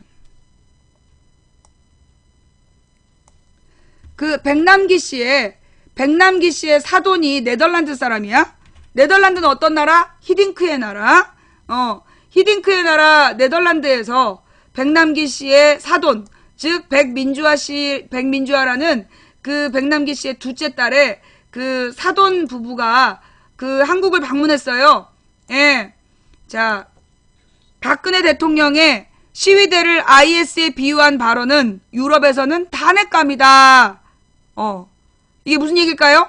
그러니까 이 네덜란드인 부부가, 이 백민주화 씨의 네덜란드인 그 시부모가 유럽에서 만약에 박근혜 같은 말 했으면 탄핵당한다라고 얘기했다고. 지난 14일 도심에서 열린 민중총궐기 대회에서 경찰의 물대포를 맞고 쓰러진 농민 백남기 씨가 25일로 12일째 서울 종로구 서울대병원에서 의식을 되찾지 못한 채 치료를 받고 있다. 백 씨의 사돈이자 둘째 딸 백민주화 씨의 네덜란드인 시부모 해롤드 모넌과 리타 모넌이 백 씨를 병문안하러 23일 한국에 들어와 서울대 병원을 찾았다. 25일 한겨레와 만난 해롤드는 이번 일로 시위와 관련한 네덜란드 법규를 꼼꼼히 찾아봤다며 인터뷰에 응했다. 그는 경찰의 생명을 위협할 만한 그 어떤 것도 들고 있지 않은 68살 노인을 향해서 직격으로 물대포를 쏜 것은 범죄 행위이고 살인이라고 말했다. 박근혜 대통령이 시위대를 이슬람 국가와 비교하는 말을 한 데 대해서는 유럽에서는 탄핵까지 가능한 발언이라고 했다. 자, 이 백남기 씨의 소식을 어떻게 들었나? 처음 들었을 때 어땠나? 민주화가 집으로 방문했고, 이게 며느리예요. 그때 말해줘서 들었다. 충격받았다. 믿을 수 없었다. 같이 울었다. 이후에는 이 일에 대해서 인터넷 뉴스로 찾아봤다. 어떤 매체인지는 모르겠지만 영어로 된 기사를 읽었고 동영상 클립과 사진도 함께 봤다. 백민주아 씨 말로는 다친 상황에 대한 설명을 들어도 이해하지 못하셨다고 했다. 어떤 지점이 이해가 불가능했나? 68살 노인이 광장 한가운데 서 있었고 물대포를 쐈다. 왜 그랬는지 그 상황에 대해서 이해를 하지 못했다. 그는 혼자였고 손에는 흉기가 될 만한 것이 아무것도 없었다. 경찰은 왜 그랬는가 전혀 이해할 수 있는 상황이 아니다. 말이 안 통해서가 아니라 말이 안 통해서가 아니라 이 68살 노인이 광장에 혼자 서 있고 손에 무기를 갖고 있지 않았는데 어떻게 물대포를 쏴서 이런 부상을 입힐 수 있는지 상황이 이해가 안 된다는 거야. 이번에 있었던 집회를 두고 한국에서는 폭력적인 시위였기에 물대포를 비롯한 공권력 행사는 정당했다며 했다와 시민에게 위협을 주는 물대포의 사용은 중단되어야 한다는 두 가지 의견이 팽팽하게 맞서고 있는 상황이다. 이런 논쟁에 대해서 어떻게 생각하냐? 두 입장에 대해 모두 동의한다. 네덜란드 또는 유럽에서 경찰은 위협이 될 만한 상황이 있을 경우 누군가가 경찰에게 총을 겨눈다거나 흉기로 위협을 할 경우에는 경찰의 생명도 위험하기 때문에 그런 상황에서 경찰은 충분히 방어를 할 수 있다. 만약 그런 상황이라면 물대포 역시 사용할 수 있다. 정당 방위의 개념이다. 만약 사람들이 경찰에게 총을 겨누었거나 벽돌을 던지거나 때리거나 위험 상황에서 경찰의 생명을 방어하기 위해서 물대포를 쏠 수 있다. 그러나 중요한 것은 그것을 쏘는 것도 경찰이 위험한 상황을 벗어나기 위해서 쓰는 것이지 상대를 죽이기 위해서 쓰는 것은 아니다. 사람이 광장 한가운데 혼자 서 있었다. 경찰의 생명을 위협할 만한 그 어떤 것도 들고 있지 않았는데 그 사람을 향해서 직격으로 물대포를 쐈다. 그것은 범죄 행위고 살인이다. 네덜란드에서는 경찰이 집회에 모인 사람을 주위에 차벽이나 컨테이너, 버스 등으로 막을 수 없다. 그건 불법이라고 규정되어 있다. 집회에 모인 사람들 주위를 차벽이나 컨테이너, 버스로 막을 수 없고 그게 불법이라고 규정되어 있대. 네덜란드는. 일반인의 통행을 보장하기 위해서라거나 건물의 입구를 막기 위해서 특정한 부분만을 막을 수는 있지만 사람들이 모여있는 광장 전체를 빙 둘러싸서 막는 것은 불법이다. 법으로 규정되어 있다. 경찰은 당시 집회가 불법이기 때문에 차벽을 설치한 것이라고 말하고 있다. 그게 문제다. 왜 시위가 불법이 되어야 하는가? 민주주의 사회 아니냐? 매우 불행한 일이다. 대한민국은 북한과 달리 민주적인 사회인 줄 알았다. 하지만 이런 일을 겪어보니 그렇지 않다고 생각한다. 어디가 남한이고 어디가 북한인지 헷갈린다. 네덜란드에서 영어로 된 기사를 읽었는데 읽으면서도 어디에 민주주의가 있는지 모르겠다. 이 나라가 정말 잠깐만요.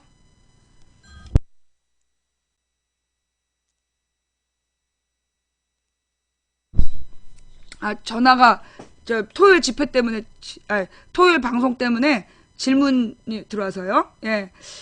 잠깐만. 경찰은 당시 집회가 불법이기 때문에 차벽을 설치한 것이라고 말하고 있다. 그러자 이 네덜란드인 시부모가 얘기하기를 그게 문제다. 왜 시위가 불법이 돼야 하냐? 민주주의 사회 아니냐? 매우 불행한 일이다. 대한민국은 북한과 달리 민주적인 사회인 줄 알았다. 하지만 이런 일을 겪어보니 그렇지 않다고 생각한다. 어디가 남한이고 어디가 북한인지 헷갈린다. 네덜란드에서 영어로 된 기사를 읽었는데 읽으면서도 어디에 민주주의가 있는지 모르겠다. 이 나라가 정말 민주주의 국가인지 의심스럽다. 사회관계망 서비스, 즉 SNS에서는 국외, 특히 유럽의 집회 문화와 한국의 집회 문화에 대해 비교하는 글이 많이 올라왔다. 시위 모습과 이에 대한 공권력의 통제는 어떻게 이루어지나.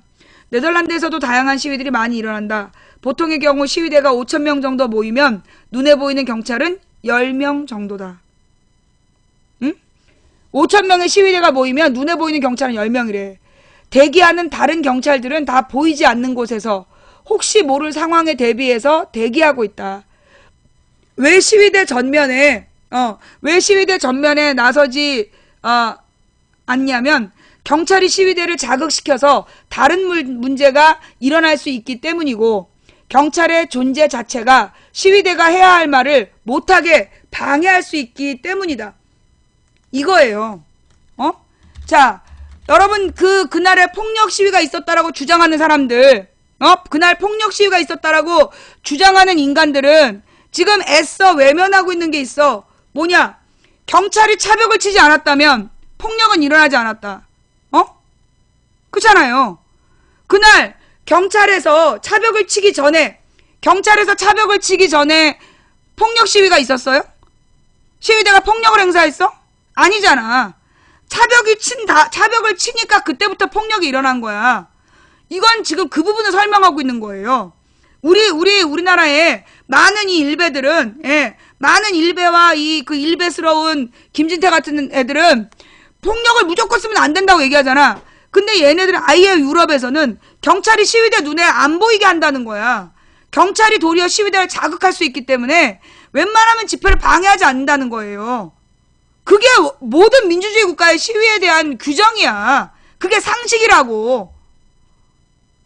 이게 왜 빨갱이야? 야, 네덜란드, 히딩크가 빨갱이야? 야, 이런, 어따 대고 빨갱이 척결이야. 미안해요. 예. 들어올 때, 지능이 정상인 사람만 들어와야 되는데, 비정상적인 지능을 갖고 있는 애가 들어오는 걸 막지 못한, 저의 책임을 사과드립니다. 예. 자, 다시 한번 얘기할게요. 자, 네덜란드에서도 다양한 시위가 많이 일어난다. 보통의 경우 시위대가 5,000명 정도 모이면 눈에 보이는 경찰은 10명 정도다. 대기하는 다른 경찰은 다 보이지 않는 곳에서 혹시 모를 상황에 대비해서 대기하고 있다. 왜 시위대 전면에 나서지 않냐면 경찰이 시위대를 자극시켜서 다른 문제가 일어날 수 있기 때문이고, 경찰의 존재 자체가 시위대가 해야 될 말을 못하게 방해할 수 있기 때문이다.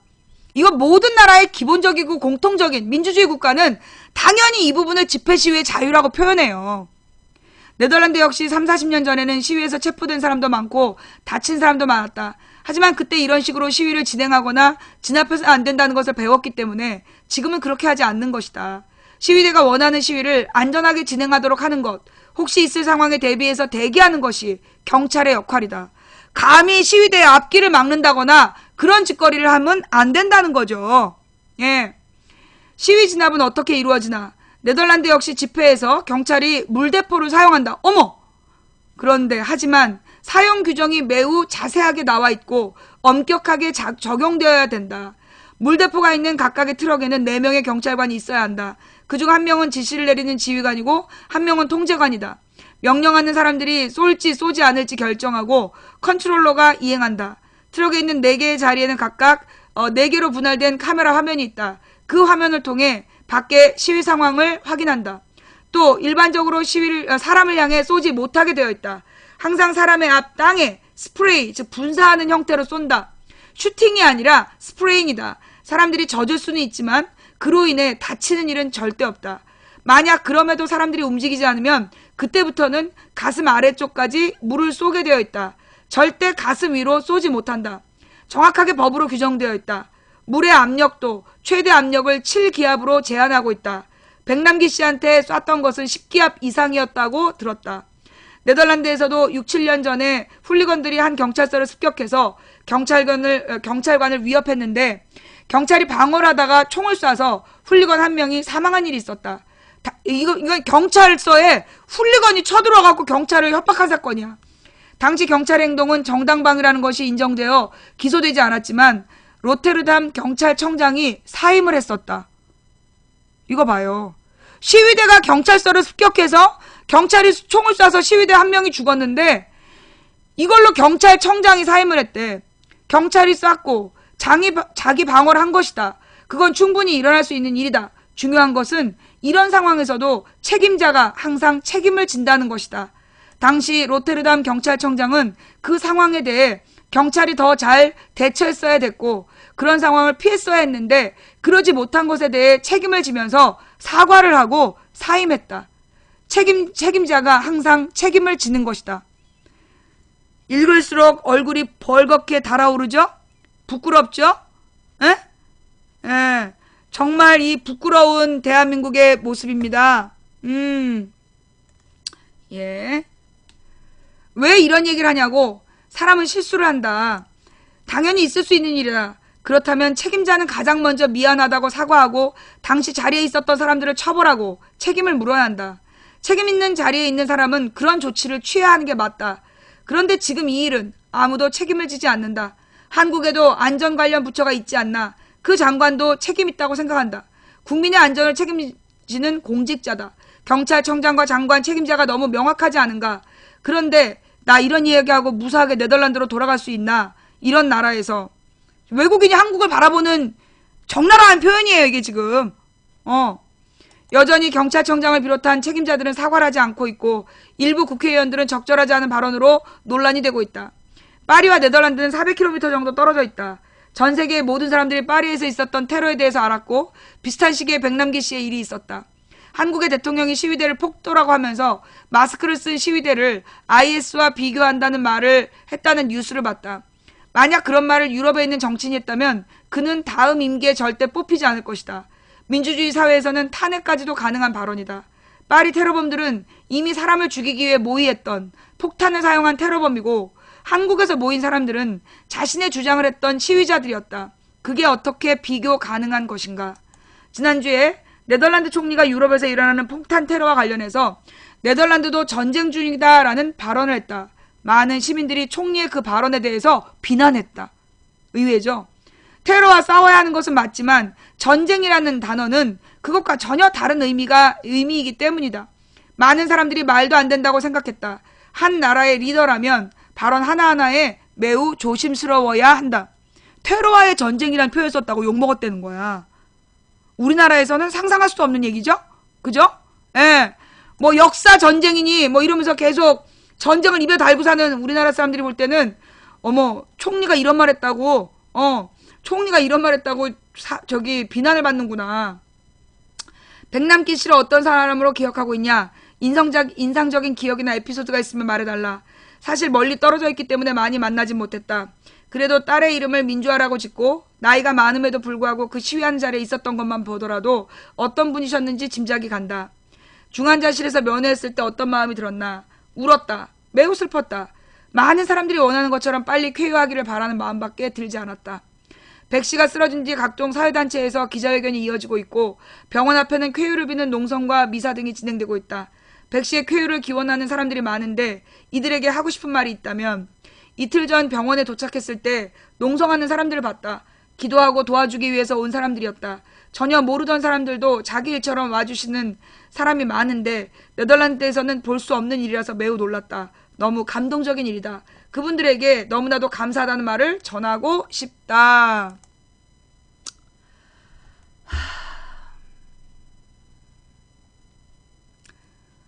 참으로 참으로 민망하기 그지없는 참으로 민망하기 그지없는 이 백남기 씨의 네덜란드인 사돈 부부 그분들의 주장입니다.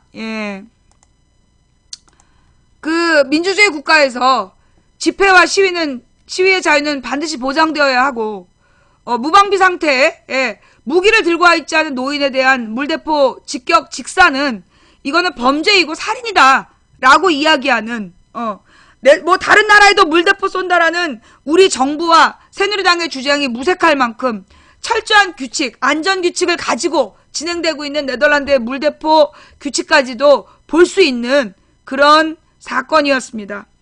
그 다음에 이런 기사 하나 찾아주실래요? 경향신문 기사인데요. 경향신문 기사인데,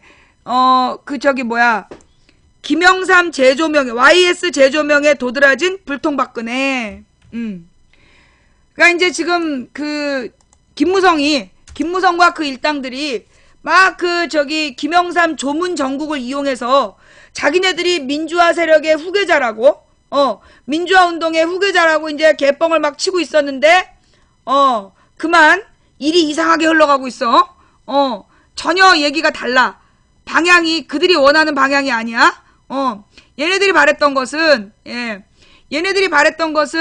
그러니까 새누리당도 민주화 세력이다. 그런 얘기를 하고 싶었던 거야. 새누리당도 민주화 세력이라는 얘기를 하고 싶었는데 얘기가 전혀 엉뚱한 방향으로 흐르면서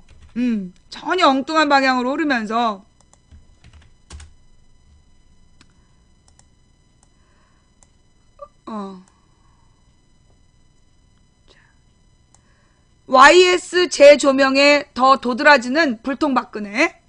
그 전에 여러분 내가 뭐라 했어요. 이 복면 금지에 대한 여론이나 폭력 시위에 대한 여론이 박근혜가 돌아와서 떠들기 전에는 반반이었어. 폭력 시위에 반대하는 거, 복면 금지하는 거, 여기에 대해서 의견이 반반이었어요. 분위기가 그랬어. 기억나죠? 그런데 박근혜가 와서 복면은 IS다 한마디를 한 거야. 그 순간 확 뒤집어졌어. 그래서 박근혜가 말을 하자마자 반반이었던 여론이 확 기울어지면서 이 복면 금지 반대, 그 다음에 이거 경찰의 과잉 진압 반대, 이쪽으로 여론이 확 기울은 거야. 내가 뭐라 했어? 어젠가 그제 그 얘기했죠. 화요일인가? 박근혜가 숟가락을 얹어서 여론이 더 악화될 거다. 근데 분명 그렇게 얘기했지. 화요일인가?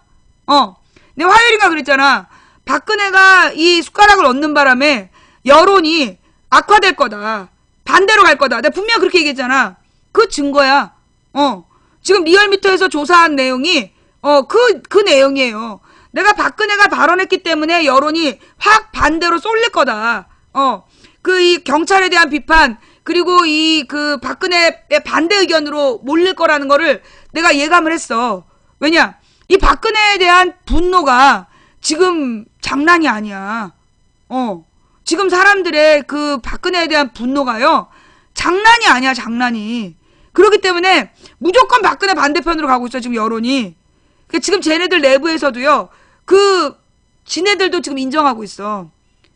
그러니까 조선일보가 지금 박근혜한테 계속 잔소리 하잖아. 왜 그렇게 자꾸만 말을 하냐고. 너가 자꾸만 이상한 말을 하니까 점점 더 안 좋아지고 있다. 조선일보가 오죽한 박근혜한테 욕을 하겠냐고. 정치적으로 너무나 극렬한 발언이 도움이 안 된다. 실제로 박근혜가 말을 한마디 할 때마다 이 새누리당 쪽에 대한 지지율이 뚝뚝 떨어지고 있어. 새누리당 반대편으로 사람들이 막 응집되고 있는 거야. 그러니까 조선일보에서도 지금 박근혜를 막 비난하고 있다니까요. 내가 예측한 대로야. 자, YS 재조명에 더 도드라지는 불통 박근혜, 교과서 국정화 강행, YS의 역사 바로 세우기와 뚜렷한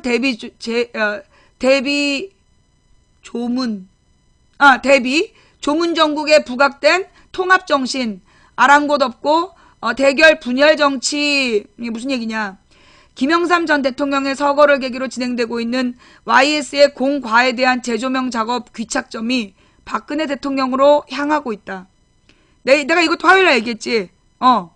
이 김영삼 대통령 서거 정국으로 얘네들이 뭔가 이렇게 새누리당이 민주화 세력인 것처럼 막 하려고 그랬는데 이게 박근혜에게 독이 되고 있다. 정말 그렇게 되고 있다니까요. 김 전 대통령의 민주화 투쟁과 역사 바로 세우기, 통합의 마지막 메시지, 이념 계파를 뛰어넘는 인사 스타일 등이 박 대통령의 국정운영 방식이나 리더십과 뚜렷한 대비를 이루면서다. 김 전 대통령의 공과를 이야기할수록 박 대통령의 과가 도드라지는 방향으로 흘러가고 있는 것이다. 정확하죠? 김 전 대통령의 빈소를 찾은 이들은 고인의 반독재 민주화 투쟁을 가장 많이 입에 올리고 있다. 김 전 대통령이 고 김대중 전 대통령과 함께 군부 독재에 맞서 민주주의 발전과 자유인권 신장에 크게 기여했다는 것이다. 김 전 대통령의 역사 바로 세우기도 주목받고 있다. 친일 잔재 청산, 5.16 군사 쿠데타에 대한 성격 규정, 전두환 노태우 신군부 세력 처벌 등 일련의 역사 바로 세우기 작업이 재임 중 최고 치적으로 주목받고 있는 것이다. 이 같은 평가는 박근혜 정부 들어 민주주의와 인권의 가치가 훼손되고 역사교과서 국정화로 역사 후퇴 우려가 나오고 있는 상황을 역으로 부각시키고 있다. 김 전 대통령의 리더십과 인사 스타일도 재조명되고 있다. 고인은 다른 사람의 의견에 귀를 기울였고 반대 의견도 수용하는 유연성을 지녔던 것으로 평가된다. 야당 대표와 10여 차례 단독회담을 갖기도 했고 공약 파기나 대형 참사 등에 대해 국민에게 고개를 숙였다. 인사가 만사라는 신조 아래 폭넓게 인재를 발탁했다. 반면 박근혜 정부는 아예 불통정부라는 낙인이 찍힌 상황이다. 반대 의견을 설득하려고 대화하기보다 국정과제라는 명목으로 일방적으로 밀어붙이는가 하면 반대 의견을 아예 비애국으로 비정상이라 그러죠. 몰아붙이는 편가르기 경향까지 나타나고 있다. 인사의 경우도 집권 후반부로 갈수록 코드나 충성심을 중시하고 특정 지역 편향이 도드라지고 있다.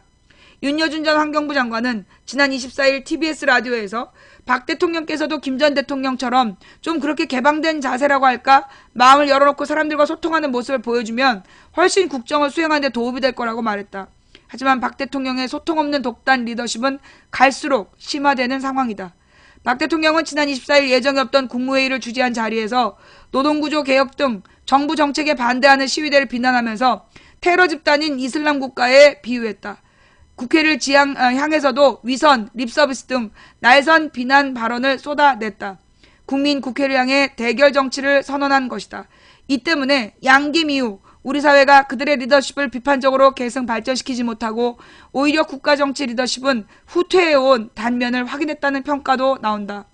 윤평중 한신대 교수는 국정 난맥상, 대통령이 국민 분열에 앞장서는 모습 등 박근혜 정부의 퇴행적 측면에 국민들이 시달리다 보니 개혁, 소통 등 YS 리더십이 재조명되는 것이라고 말했다.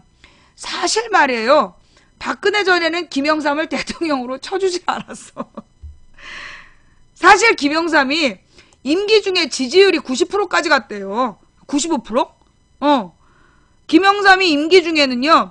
제일 잘했을 때 지지율이 95%까지 갔던 사람이야. 근데 김영삼의 맨 마지막 6개월 IMF하고 노동법 날치기 이것 때문에 김영삼을 사람 취급도 안 해줬어 사람들이.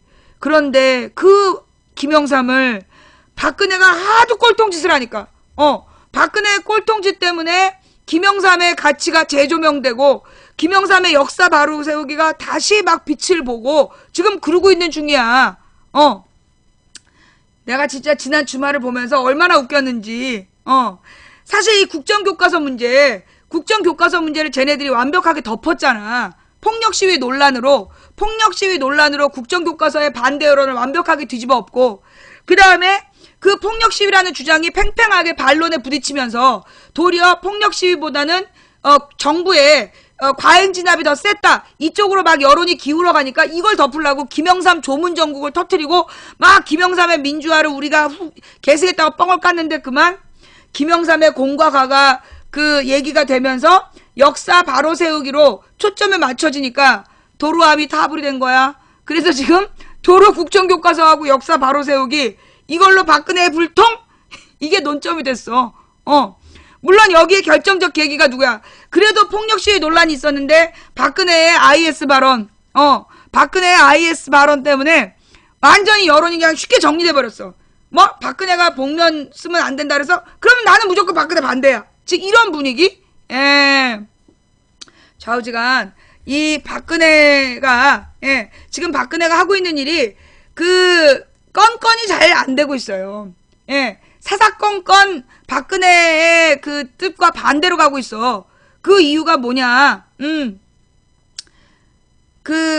일단 보통 임기가 절반이 넘어서면, 보통 임기가 절반이 넘어서게 되면, 이 대통령 지지율이 추락하게 되어 있어요. 보통 이게 추락하게 되어 있는데, 박근혜의 경우는, 좀 더 심각하죠. 그 전에 지나치게 박근혜를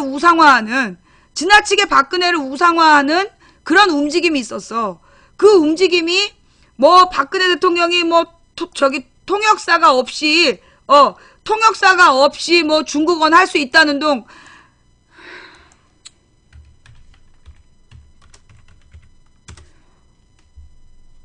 아이고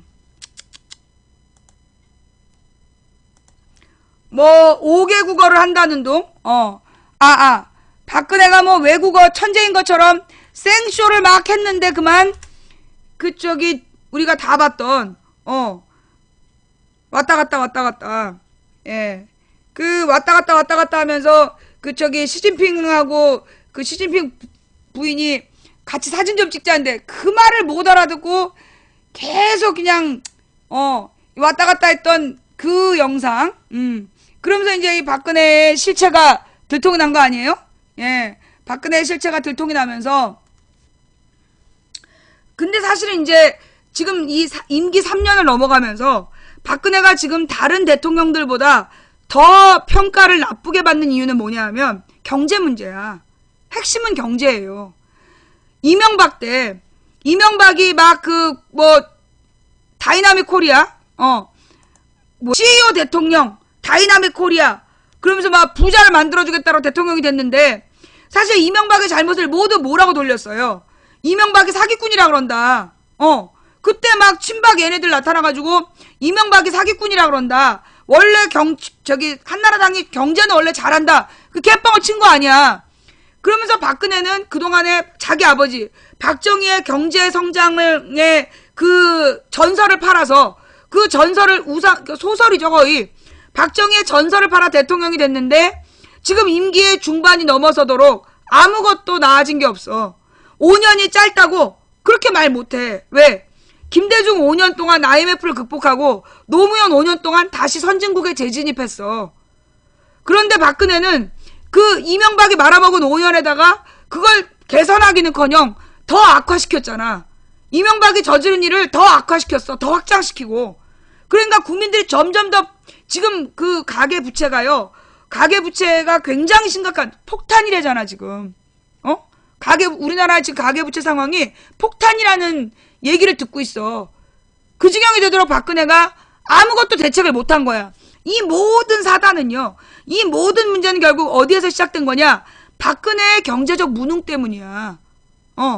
지금 박근혜가 욕먹는 게 무슨 역사 문제로 고집을 피우고 그래서가 아니라 박근혜가 지금 욕먹고 있는 가장 근본적인 이유는 뭐냐? 박근혜 아버지가 독재자인 것도 다 알면서 국민들이 모른 척 해줬어. 반성하니까 너가 네 아버지 독재에 대해서 반성하니까 뽑아줄게. 니네 아빠가 독재는 했지만 경제는 살렸잖아. 그러니까 네가 한번 살려봐. 경제 한번 살려봐. 이러면서 국민들이 다 같이 눈 감고 뽑아줬는데 뭘 했어? 지난 3년 동안 박근혜가 한 짓은 경제를 살리기는커녕 지 아버지 우상화 모든 예산을 깎아 제끼면서 박정희 우상화 예산은 1,000억이 넘게 썼어요. 2,000억 가까이 썼을걸? 박정희 우상화 작업으로 수천억을 쓰고 그리고 꽃가루 지어있고 해외여행 다니고 80일의 세계 일주. 아니 그럼 박근혜가 해외에 나가서 그만큼 국가에 도움이 됐냐? 아무 도움도 안 됐잖아. 나라 경제에도 도움이 안 돼. 세월호 문제 터져. 메르스 문제 터져. 대처는 매번 못해.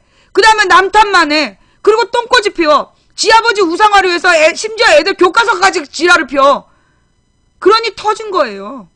모든 문제의 원인은 박근혜의 경제 무능이야. 한마디로 지금의 이 새누리당 정권의 경제적 무능. 그 무능이 원인이 돼서 지금 국정교과서 문제로 터졌던 거야. 근데 국정교과서 문제를 그 폭력시위 논란으로 물타기를 해봤는데 그만 그리고 김영삼이 죽으면서 지네가 민주화의 계승이라고 떠들다가 그만 김영삼의 역사 바로 세우기에 초점이 딱 맞아 떨어지면서 박근혜의 국정교과서로 돌아가고 국정교과서 전에 박근혜의 경제 무능으로 돌아간 거야. 모든 상황은 되돌려졌어. 그래서 지금 박근혜의 경제적 무능에 대한 국민의 분노. 나는요 솔직히 내가 이제까지 27년 동안 민주화운동에 관심을 가졌던 사람이야. 근데 나는 노동조합의 투쟁이 이렇게 지지받는 거 27년 만에 처음 봤어. 이게 무슨 얘기냐? 지금 민주노총에서 폭력 시위를 했다고 주장하는 사람들이 있지만 지금 내가 느껴지는 국민 여론은요. 민주노총이 그럴만하다는 분위기야. 민주노총의 투쟁이 그럴만하다는 거야. 왜? 우리는 IMF 때 실업을 경험해봤어. 아버지들이 실업을 하고 하루아침에 폐인이 되는 걸 온 국민이 지켜본 거야. 그런데 지금 정부에서 쉬운 해고를 거기다 쌍용차 노동자들이 30몇 명이 자살하고 죽어가는 걸 봤어. 그래서 해고는 곧 살인이라는 게 국민의 상식이 되어 있는 거야.